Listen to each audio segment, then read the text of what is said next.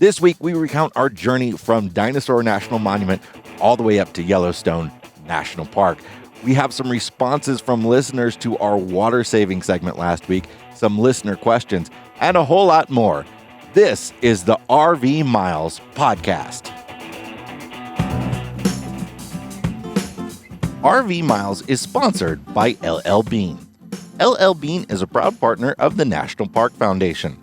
LL Bean and NPF share a belief that every community should have the opportunity and resources to experience the joy of the outdoors together. Through this partnership, they're not only helping people find their parks, they're helping protect, restore, and improve parks across the U.S. If it's outside, LL Bean is all in. Be an outsider with LL Bean.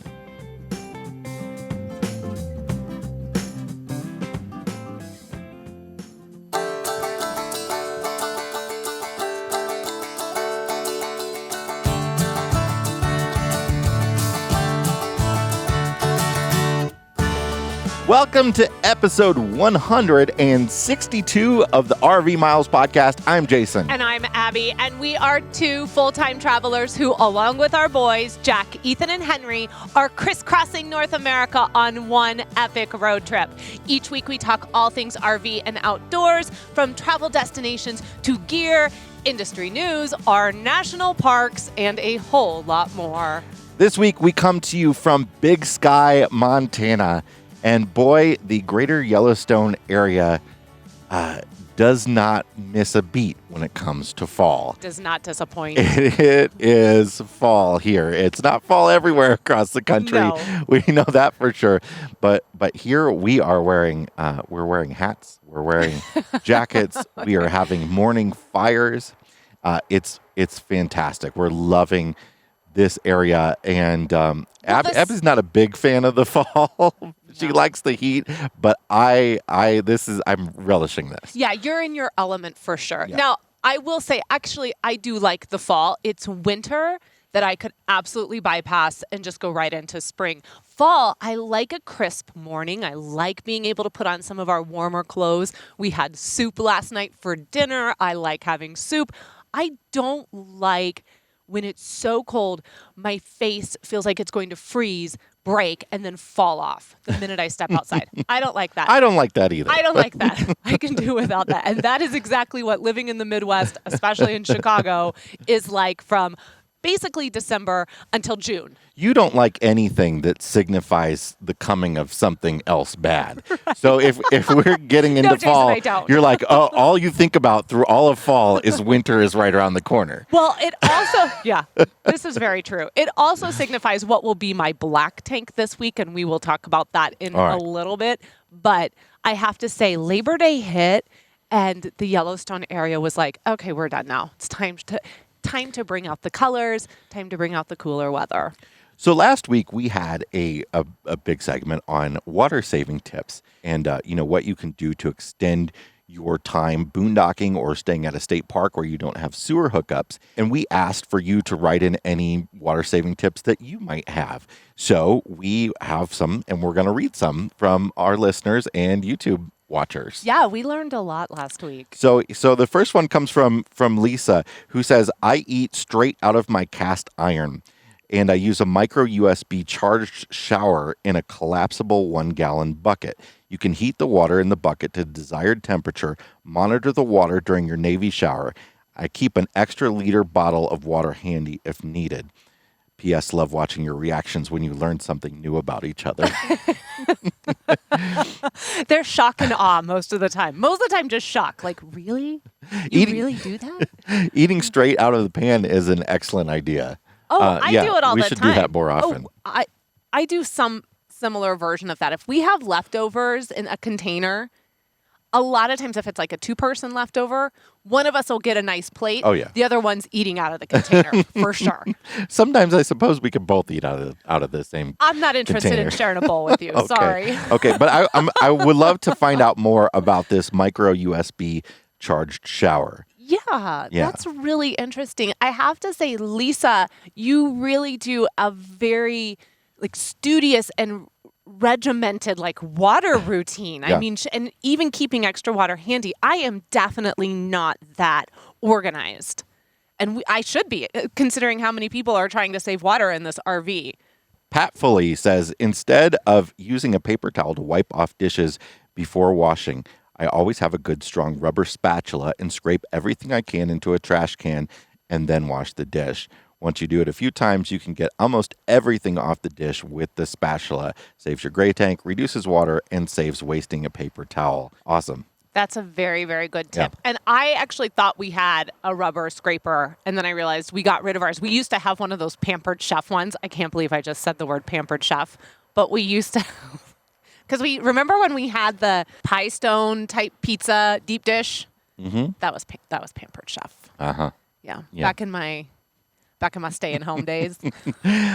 Tom has a really detailed comment here mentioning something that some people do is setting up a momentary switch that you can use with your knee for your water pump. So by your kitchen sink while you're washing dishes, by your bathroom sink when you're washing your hands and stuff, what you can do then is turn the water on, but the water's not running out because your pump's not running. Mm-hmm. And then you press the water on and off with your knee.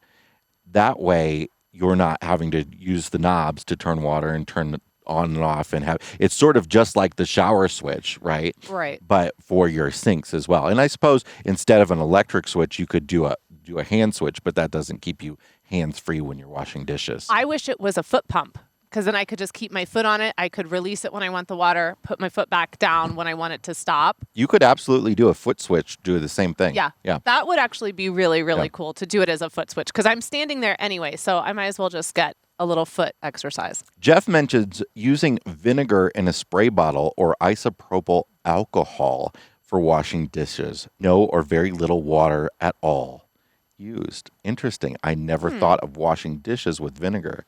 I'll try it. Why not? That's something that costs money, where water is generally free. Is water really free, though? Well, is it? Is anything free anymore? There's always a trade-off.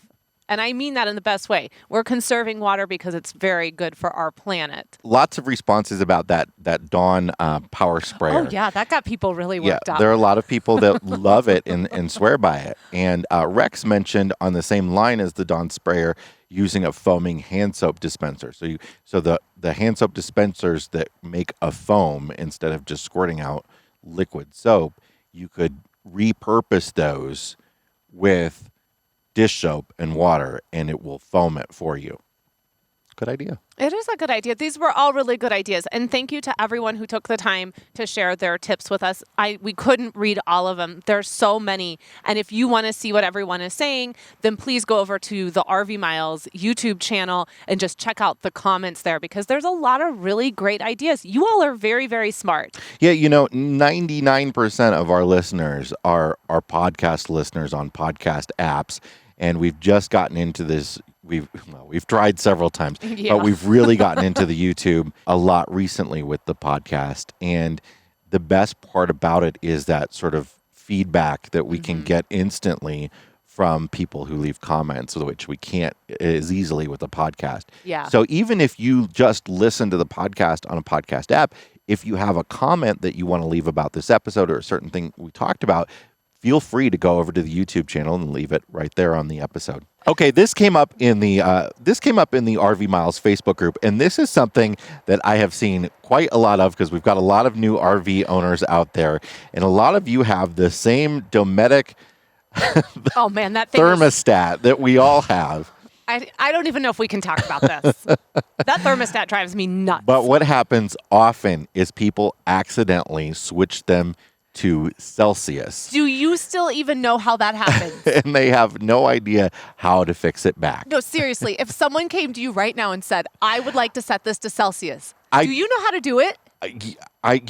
Yes, I do now. Oh, but before this whole... Because I know how to switch it back to Fahrenheit. Because when it happened to us... I have no idea how it happens. Right. I mean, I know how to go purposefully and do it.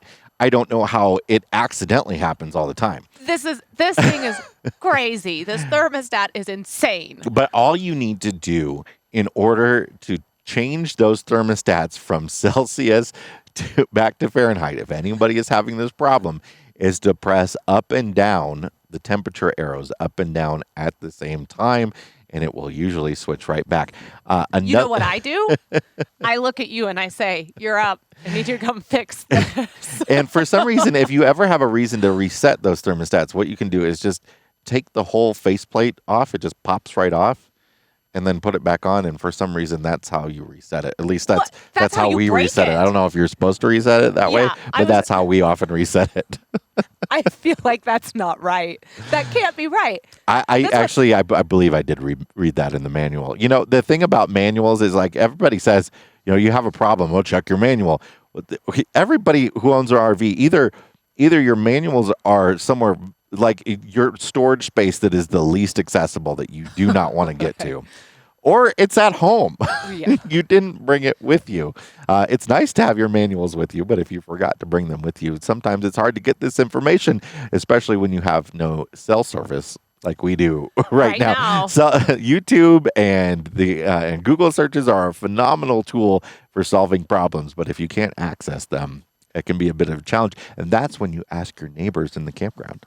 Yeah, that's when you get to know the campground neighborhood. Here's another question that came up, and this is something we hear a lot from people who are looking to buy their first RV because they're in all these Facebook groups and they hear about the issues that people have with slides. And the question is from Thomas, we're in the process of finding our first RV travel trailer. My wife is skeptical of slides. She worries about them breaking or branches getting stuck. I'm okay either way, but tell me the good, the bad, and the ugly about slides. Now, let me say first, it's very hard to find an RV without slides, if that's what you want to do. Yeah, you're looking at an Airstream. Yes, or a lot of smaller RVs. There are some motorhomes without slides, particularly a lot of the Class C motorhomes do not have slides. There's a few little Jaycos here in the campground, teeny tiny. Most Class B camper vans don't have slides. But if you are looking for a little bit more space, you're more than likely going to have slides. And slides are great because they create space horizontally instead of lengthwise. So you can have a little bit shorter of a trailer than you otherwise would have by extending the other direction and getting a little bit more room, which is awesome. And most RVs are going to have them. They are great. They give you lots of room, but they are a double-edged sword. Yeah, when we were looking at our travel trailer that we have now, I was really adamant that I didn't want a lot of slides, just because we had never worked with them before. We had heard horror stories as well. We'd heard good stories as well, too. I just wanted to make sure that we weren't getting in over our head going from the bus to a trailer. We have one slide, one big giant slide that extends our dining and our living room. I'm not going to say good or bad about it because I know the minute I say something, it's going to break. So the problems that people generally have with slides is the motor going out, the cable breaking if it is a cable-driven slide, as some are, and the and leaks. They're a prominent place for leaks to form. They are. And sometimes getting off track so that even the motor might be working, the slide is not on the track properly and cannot come in. And some slides are built better than others. And obviously, if you're using a premium manufacturer, they're going to come with a little bit better slides. And the smaller your slide is, the less problems you're going to have with it. So that's one of the trade-offs from having like one slide and multiple slides is, we have a slide that absolutely has to go out, right? We cannot access our bathroom or our kids' bedroom without that slide going out. And sometimes the RVs that have multiple slides, they might be smaller and they might not be totally all necessary. Maybe one of them's necessary, but they might not all be necessary to go out. So if you do have a problem, your camping trip is not ruined and you can take it back and have it repaired. Most slides can, if your motor goes out, most slides can be moved in and out without the motor. Most RVs come with some sort of crank that you can turn. It may be hidden somewhere behind a couch or something. Does ours have a crank? We do. We have one in the pass-through, so if we need to grab that, if we have an issue, we can. Our friends recently had an issue with their slide, a cable breaking and it getting off track, and they ended up having to get cinder blocks and put a jack under it to get it up into the right position to go in. There's all kinds of, we have seen lots of times in the campground, We have people with very nice RVs having troubles getting their slides in. I will say I'm a little skeptical of what they call super slides. The full length slides, the slides that cover your living room, your bathroom, your bedroom, the very, very long ones. And generally they put really good machinery in those. But again, you got one slide that if something goes wrong, you have difficulty accessing stuff. That's a game ender if it doesn't go out. And because they're so big, there's more work on the motors. They require bigger motors, and they're harder to push back in. A lot of slides, you get two people on them, you can get them back on track and get them back in. The bigger the slide, the harder that is to do. I will never forget that slide situation we watched play out. What campground were we at? So that was at Elephant Butte State Park in New Mexico. Big Class A this was exactly what made me think of this, with a big super length slide. And there were like 6 people standing on the top of a pickup truck trying to push the top of that slide in. And if you've ever seen somebody going down the road with their slide open, it's not because they forgot and left it open. It's because they can't get it back in. Get it back in. Yeah. We didn't think they were going to get that one back in. Now, generally, they're okay. Most people don't have problems with them. And most of the issues that come up with them, a mobile repair tech can take care of for you. So I don't think there's something to be scared of, but if you're buying an older used RV, I would make sure to get those slides inspected for sure, and then keep up on the maintenance with them. Whatever your manufacturer recommends, it's going to be lubing the slide seals, and that's going to help prevent leaks. It's going to be continuing doing the same roof maintenance that you do on your roof, making sure all of the seams are sealed. Every year you should be checking your roof to make sure that all of the goop, all of the sealant up there is intact, and removing some and repairing it. And that's the same thing for the top of your slide.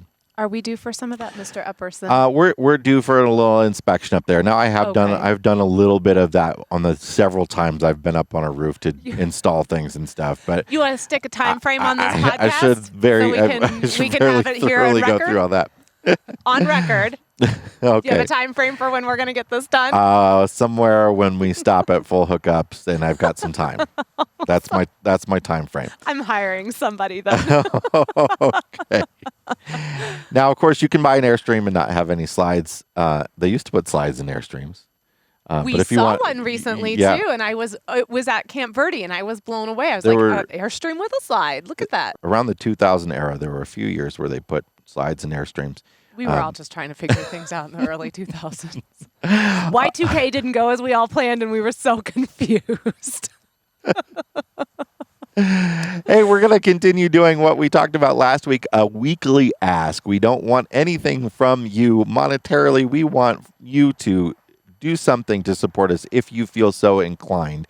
We are coming up every week with just a little thing that you can do to help us out. And this week, what we want to ask you to do is if there's a particular episode that you like, it solves a problem for you, you get some value out of it, something you like about a particular episode, please share it on your favorite social media platform, share it in a Facebook group when somebody's asking about a similar problem, something like that, and let other people know about the RV Miles podcast. Yeah, and you can get show notes for every single episode, all 162, at rvmiles.com/podcast. There's also a search option if you can't remember the exact number of the podcast.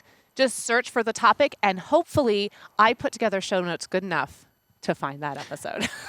And sometimes we're a little behind on the last few. But we're not. We're all caught up right now. We are all caught up right now. And caught up. You can always share the YouTube video of the episode as well. Absolutely. So thank you for doing that. Again, it's just another way of helping us build the RV Miles network, but still doing our very, very best to keep this always free for you, the listener.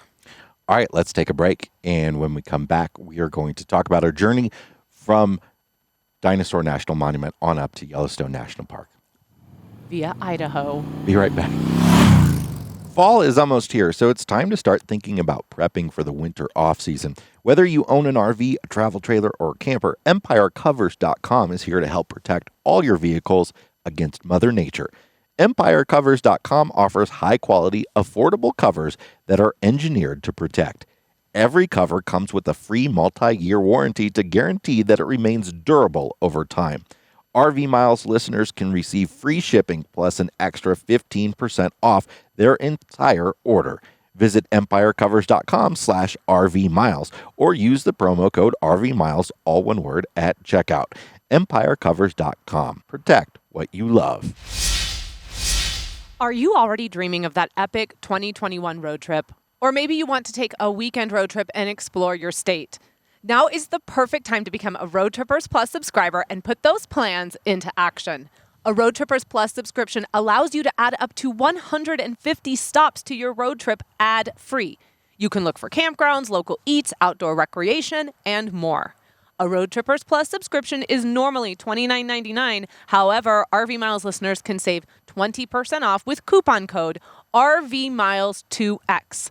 That's 20% off Road Trippers Plus with RV Miles 2X. We'll put a link to the discount in the show notes at rvmiles.com/162. All right, as the sun starts to beat down on us now, finally. Yeah, it's only noon. It's only noon, and the sun has finally made its way up over this big mountain ridge behind us, the cliffs behind us, and these trees. We're at a place called Red Cliff Campground in the Gallatin National Forest. I think it's Gallatin. Or Gallatin National it's Forest. Gallatin. I think it's Gallatin, too. I think you're right. Gallatin National Forest. It's Gallatin. And this is a beautiful campground right off the highway where we're getting some highway noise, but it is along a beautiful river and it's secluded other than the highway. And we're loving it here, but we just had 2 nights, so we're making our way on from here just after we record this podcast. But anyway, it's time for the answer to last week's brain teaser, which, if you remember, was musical theater themed. Oh, just I forgot for Abby. to finish it. Yeah, so you didn't think about it over the course of the week, did you? No. Can you guess the relationship between the items in Group A and the items in Group B? Group A, Fiddler on the Roof, Hello Dolly, Annie, and Rent. Group B is Beauty and the Beast, The Lion King, and Tarzan, and it has nothing to do with the fact that those 3 are Disney musicals. Okay, hold on. Before you say anything, I think Group A might have something to do with the fact that they're all movies. I would say they all were made into movies. You're on the right track. Am I? Okay, so they were all made into movies, and they were all movies after they were musicals. You got it. Oh, seriously? Group A are related because the musicals came before the movie, and Group B is the musical came after the movie. Oh, that's the Disney connection, because that's what Disney does. Yes. They make the movie, then they turn it into a musical. That's exactly the case. Okay, it's time to talk about our journey to Yellowstone, the road to Yellowstone. We left Dinosaur National Monument in the northeast. We always get this backwards. The northeast corner of Utah, and made our way up through Idaho. Yes, head to Yellowstone. The road to Yellowstone is paved with potatoes. Otherwise known as I-15. What's funny, though, is all that time we spent in Idaho, and we hardly ate potatoes. No, of course not. They were so cheap, too. We didn't do it. We did see some potato fields, though. We did. That was kind of cool. But first, let's say Idaho is a gorgeous state. Yeah, it's varied. Not at all what I was expecting. I don't know what I was expecting, but our very first campsite really did kind of shock me and make me rethink Idaho. Most of our time was spent along the Snake River. Yes. At a few different campgrounds along the Snake River. But we started off our journey at a boondocking site that was actually a former Idaho State Park. And if you go over to YouTube, or if you're already watching us here on YouTube, you can see a quick video, about a 5-minute video we made about that park. It is now Bureau of Land Management land, and the area is called Indian Rocks, and we found it on a place called freecampsites.net, which is a great resource for finding boondocking sites, and often they're not available on any of the other sort of campground review sites. So I really like freecampsites.net. And I found this place there, and it is a former Idaho State Park, and you can see like the stone pillars that were the entrance of it, but it is no longer, and the roads are still there, and you can drive in there. and you can camp. Well, the Are roads are not great, Are the roads still there? but they're there. There's a path. There are big dips in that road, Yes. but it's there. Yeah, so to the people on freecampsite.net who left the comments that said the road is easily accessible. It is. It's just bumpy. And that it was You just gotta take it slow. Someone even said it was well taken care of or well paved. No. That was very interesting. But the cool thing about this place is there were petroglyphs there, and we parked right next to them and camped next to some petroglyphs. There's also sort of all sorts of volcanic rock all over the place that's really cool to look at. We took a lot of wonderful walks through this place in just our one night there. Yeah, so if you're wanting to camp next to the petroglyphs, it's the very first pull off you're going to see as you come into the park. And we didn't exactly know that that's where the petroglyphs were going to be. We just saw that spot and we were like, it's the only thing that's fenced off anywhere. Yes, but there's no sign that says like petroglyphs here. We just took that spot because we were done driving that road. So this is McCammon, Idaho, which is right off of I-15. We could actually see the interstate, though we were removed enough from the interstate that the noise was not bad at all. Didn't bother us. Normally, interstate noise doesn't bother us too much. I mean, the noise here is more than the noise we were experiencing there. I have to say it was very, very thrilling to be camped right next to petroglyphs. That was thrilling. And we always love a good boondocking spot when we're on a journey and it's just an overnight that it is close to our route. And, so if you're going to spend 2 weeks here, maybe the road noise might bother you or something like that, but it wouldn't bother us. I mean, that's why we really loved being able to boondock there. That's why we really appreciate this campground here, because we're just doing a couple nights en route to our next destination. So again, road noise is not really a factor for us when it's very short periods. So we moved on from here to American Falls, Idaho, which is near Pocatello, Idaho, to Massacre Rocks State Park. Sounds lovely, doesn't it? It's probably the most gruesomely named park Massacre Rocks. Ever stayed in. It also, I'm going to be perfectly honest, is one of my least favorite state parks we have ever stayed in. Well, I liked it. What was it that you didn't like about it?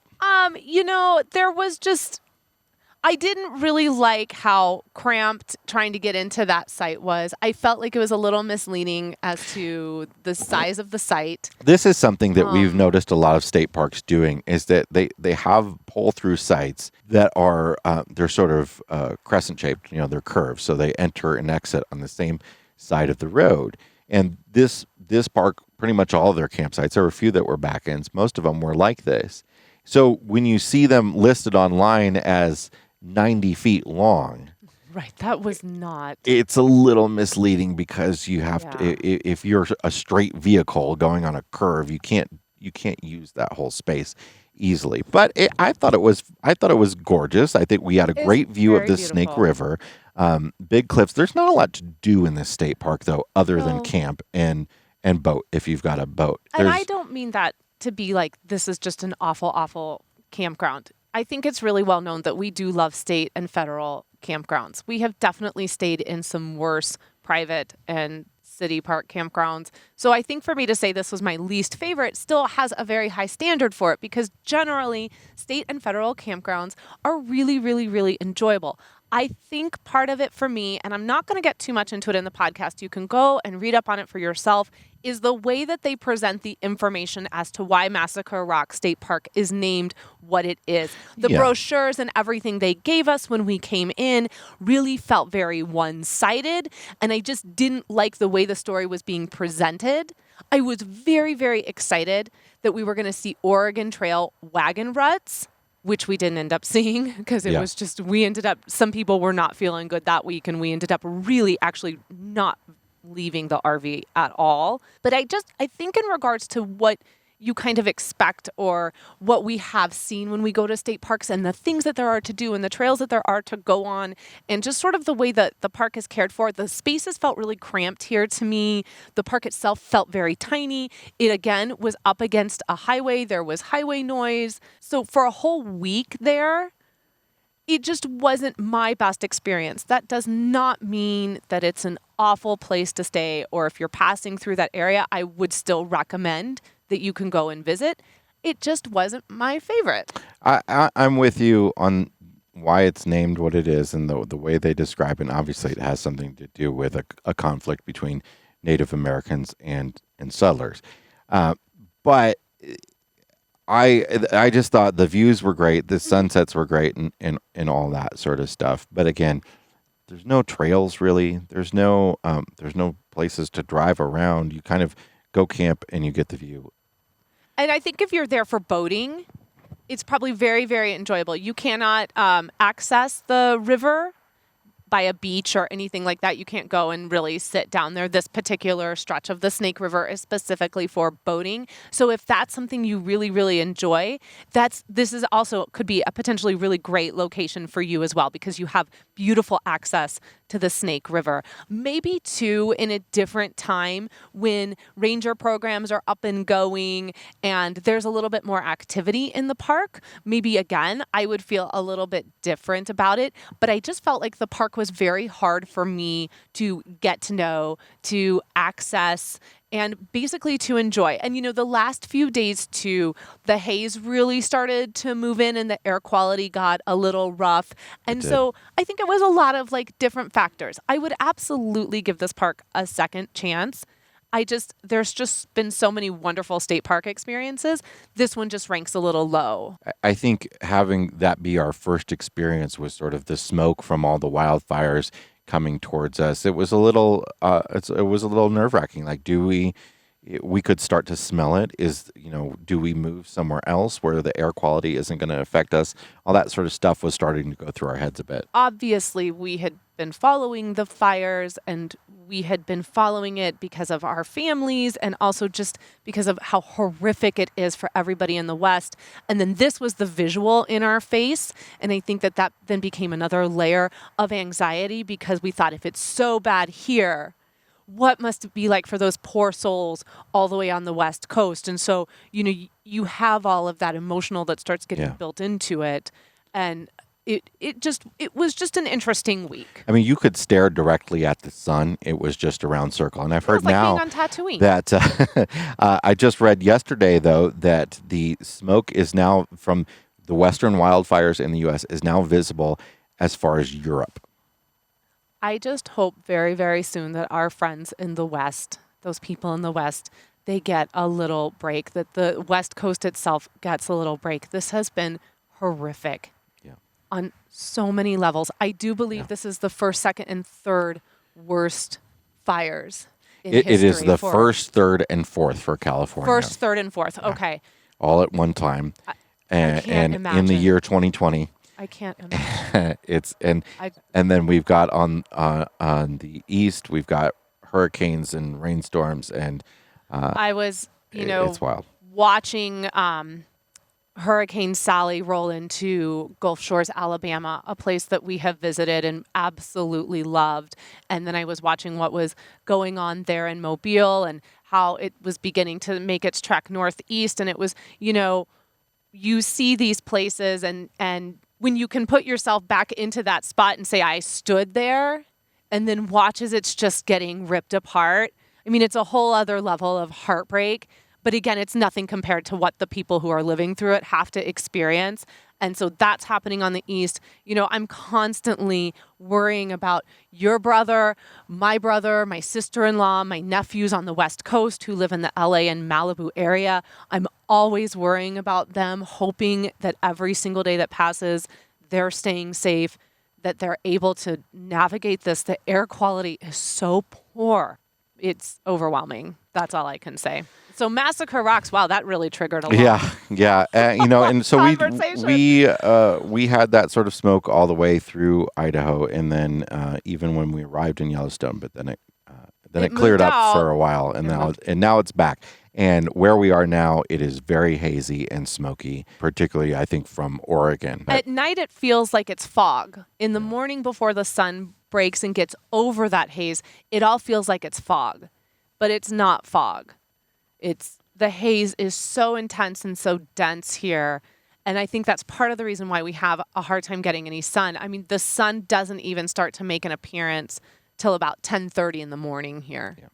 So there's just a lot going on. And again, our hope is that the West Coast, they're the ones who need it. We can live with this. The West Coast is the ones that we really need to be thinking about and hoping that clears up for them soon.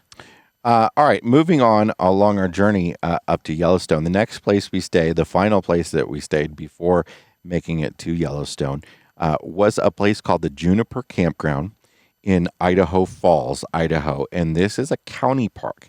And this is something, if we impart any knowledge to you from this episode at all, This is it right here. look for county, city, local campgrounds. Hats off We have to this county campground. we have very often had excellent experience at these places. They're usually very affordable, and this one was no exception. $25 a night for just a really, really well kept Full park hookups. for full hookups. Full hookups. So here's the tip about this campground.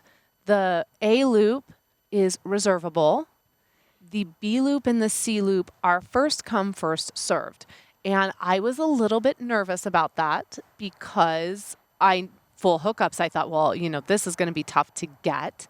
So we did make sure that we headed out early, and we picked what we thought might be a less popular day. So we didn't try to show up on a Friday. No, actually, we did show up on a Friday. We did show up on a Friday. We just showed up really early. That's why. Okay. We had coming back to there me were now. only 2 spots left, and we had one of them. Yes. And that was the B and the C loop. The B loop is going to have more back-end spots, and there's a few pull-throughs. The C loop is clearly the newest loop of the whole campground, and they're all these really big, beautiful pull-through spots. So overall, though, it's a really, really gorgeous campground that sits on top of a cliff that, again, looks down into the Snake River. And every site has a ton of space. Oh, our site was so big. Yeah. The kids had a ton of space to run around. I was so just blown away by this campground. And the town of Idaho Falls is sort of a good place to provision before Yes. getting to Yellowstone, where there's not going to be a lot of services. So if you are coming up I-15, and a lot of people don't come up the Idaho side. A lot of people come up the Wyoming side because they want to stop at Grand Tetons on the way up, and that's understandable. But if you're coming up the western side and you come up I-15 like we did, you get Walmarts, you get grocery stores, you get RV dealerships, all sorts of stuff that you might need to access before getting up to the West Yellowstone area. And it's also kind of a beautiful town. The Snake River runs right through it. There are these sort of small cascading waterfalls right downtown, and a big sort of waterfall park you can visit. And we weren't there very long, No, but we just would 2 go back nights. and stay for a while. Absolutely. And we got our Walmart on while we were there, and we did a big shop to go up into West Yellowstone because we knew, and we had been warned, that the grocery stores in West Yellowstone are really expensive. And I've had, since shopping at these grocery stores in West Yellowstone, I've had at least 3 things I've purchased rot on me. They're not only expensive, they're very limited and small. So you can't get a whole lot of things that you might want to get. So I appreciated the fact that we could do this big shop at Walmart in Idaho Falls before making that final push up into West Yellowstone. And it was just also nice to be in a county campground. One of our kids' favorite campgrounds that they still remember all these years later is this city campground that we stayed at in Wisconsin, right on the Wisconsin-Minnesota border. And they loved it there. It was $15 a night. They had Wi-Fi.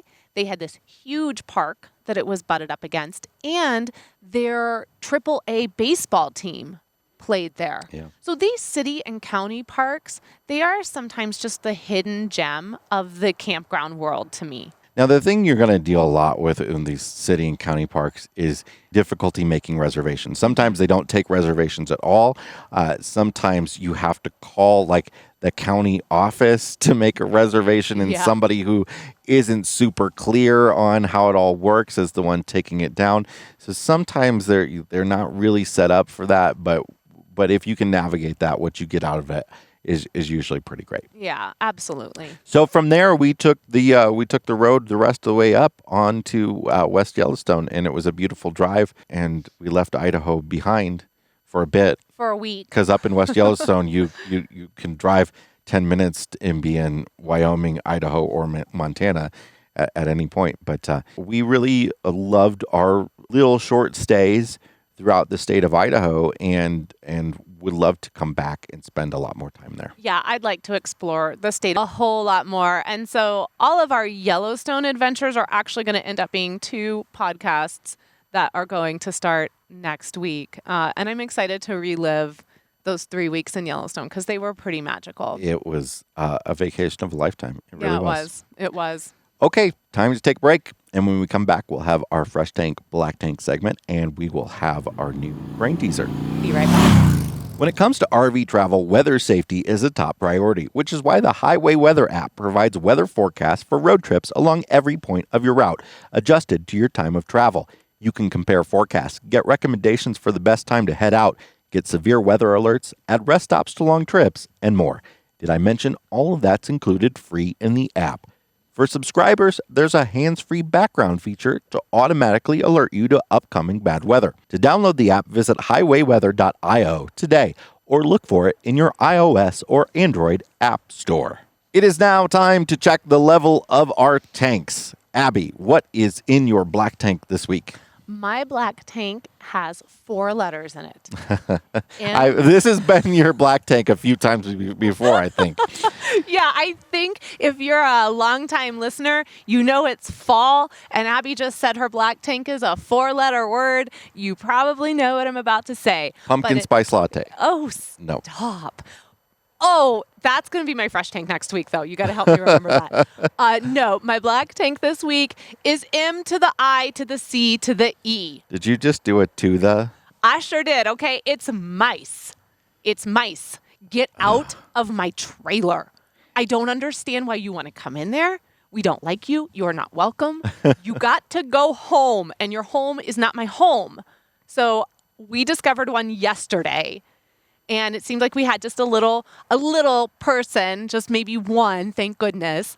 But I immediately was like, get yourself in that truck, go get the stuff, because I can't handle this. So we're trying something new that I finally found, like in a hardware store.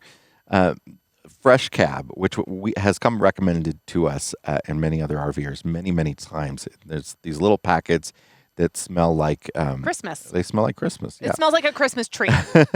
And but the stuff is called Fresh Cab, and it is meant to keep mice away, and it hopefully work. Maybe it worked last night. We didn't see any evidence of one this morning. No, I haven't gone through and done a really big look, but the places that they're known, and it seems like those places that they're known to get into are access points for like tubes and things of that nature that are going down into the belly of the RV. So that's where we put these packets.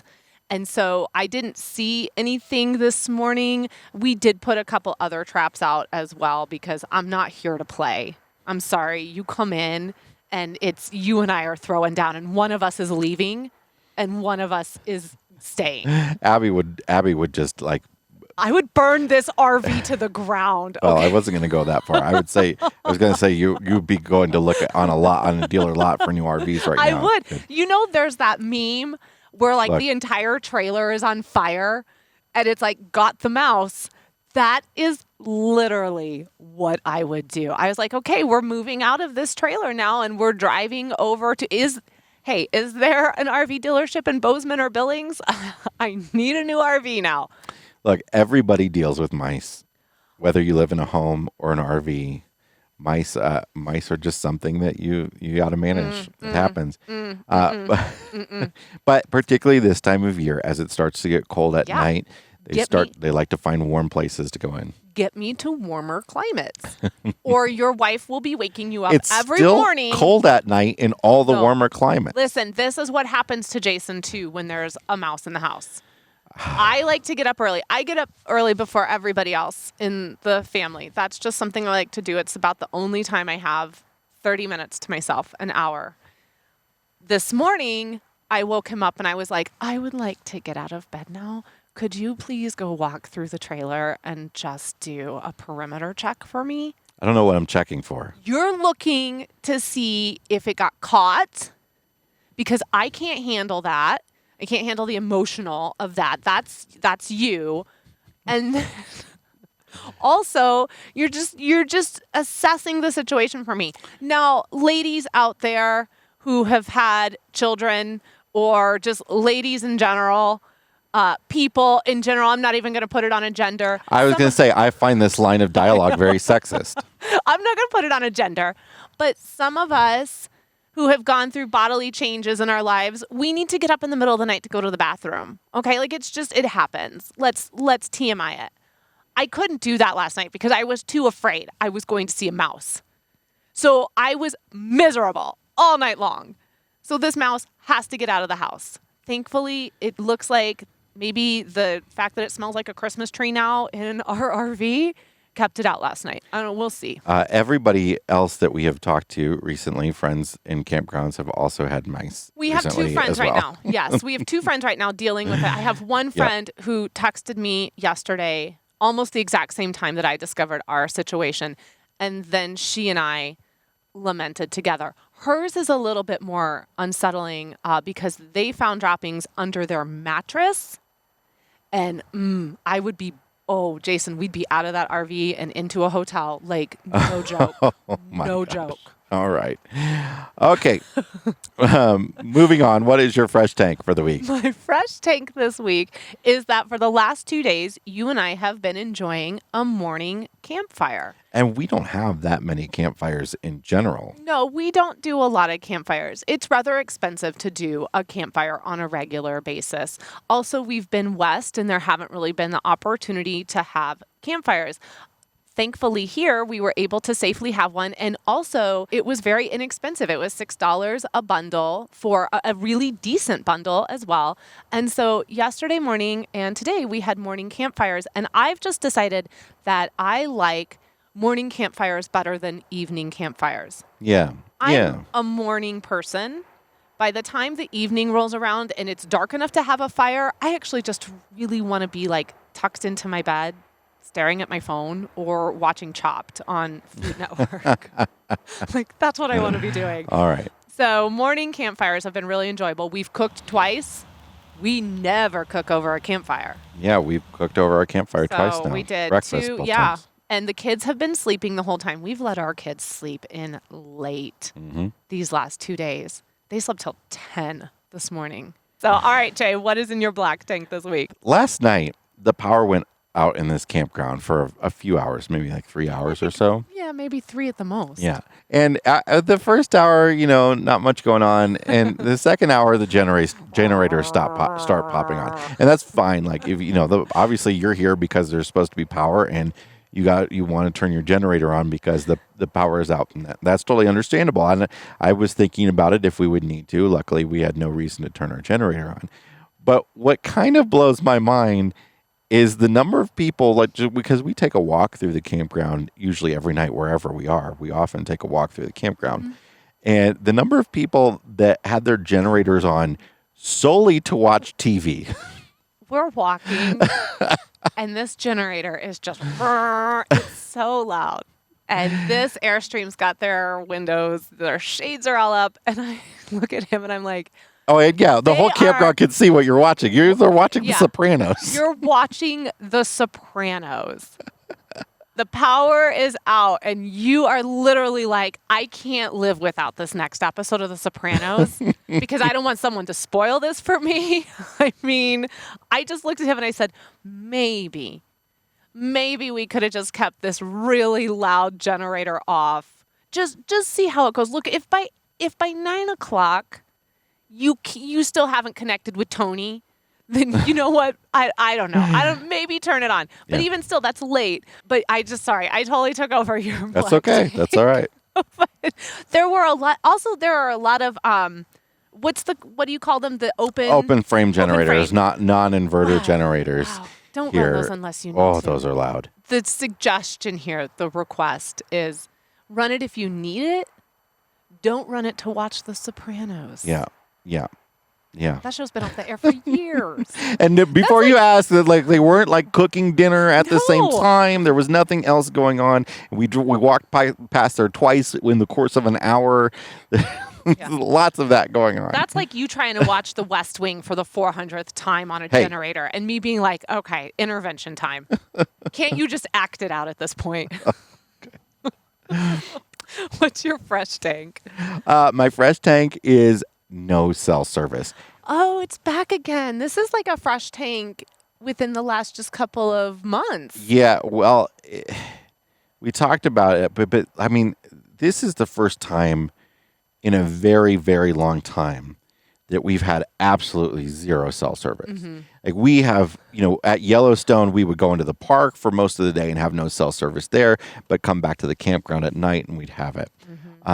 But we, obviously because we work on the road, we generally try to have cell service wherever we go. Yeah. But these last 2 days in this campground, no cell service, and a little bit of nerves about checking Facebook groups and emails and all and YouTube comments and stuff. But those were all assuaged yesterday when we went into town and checked up on everything over the course of like a half hour, and we were like, oh, there's nothing to deal with.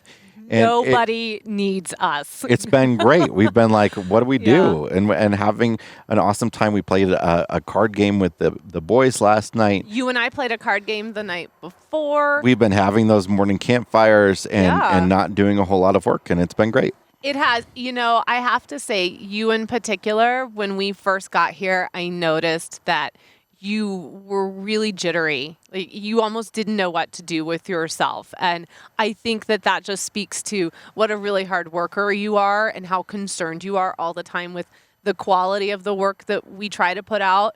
And I also think that speaks to the fact that you work way too much. Well, I'm also still coming down from this, when we had our other publication, when we had our performing arts publication, which we're at least for the time being no longer operating because there's no theater right now, and won't be for a while.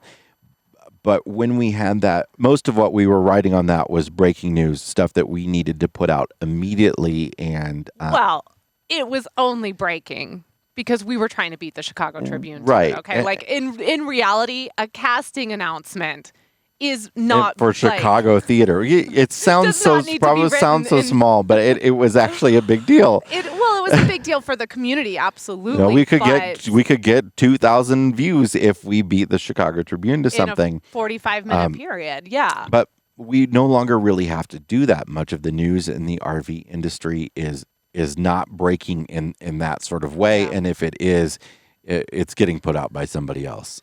Well, and even if it is breaking, you can still go and write it, and there's a pretty good chance that you're going to reach a portion of the community that hasn't read it yet. We talk a lot about this. You are way more plugged in than I am. And oftentimes you learn about things 2 or 3 days before I learn about them. So we're always trying to find that balance where, yes, there's breaking for the Jasons of the world, but then there's also breaking for the Abbeys of the world who appreciate being a few days behind on things, because I do tend to want to unplug more from that section of our life than you do, I think. So working in the RV Miles Network allows that. Perform Inc. did not allow us to have Abbeys of the world. Yeah. We all had to be Jasons of the world. Yeah. So I could tell when we first got here, you didn't know what to do with yourself, and then you figured out really quickly that you could put the hammock up and take a nap. Yeah, I could I could do more of that. And you did that, and then you found a book. We've had a couple of Sudoku challenges. All right, it's time to wrap this episode up mercifully with a brain teaser. This one is train related. Everybody loves a good 2 trains heading in the same direction. That 8th grade math again. Math puzzle. All right, 2 trains on the same track. They're heading towards each other, directly towards each other on the same track. They're 150 miles apart. When they're 150 miles apart, a very fast bee flies from the bumper of one train, the front bumper, to the front bumper of the other train, the oncoming train. And of course, as soon as it gets there, without losing any time, it turns right around and heads back. So as these trains are speeding toward each other, the bee flies at 137.5 miles per hour. How far will the bee have traveled before he is squashed like a grape? So I just tried to figure this all out with hand gestures. Not sure if you recognized that I had the train and the little bee. Yeah. Okay. I don't know. Here's My a very hand gestures very failed. important piece. The trains are traveling at 75 miles an hour. Okay. That's a very important piece. We'll have the answer to that and a whole lot more on next week's episode of the RV Miles podcast. Yes, we will. And hey, if you are listening to us on your favorite podcast app, we would really appreciate it if you would go over there and just give us a 5-star review, especially you Apple Podcast listeners. That helps put RV Miles in front of a whole new audience. We also want to remind you that RV Miles is all across social media, so please come join us. You can find us on Facebook, Instagram, YouTube, and Twitter on the 15th and 27th of the month.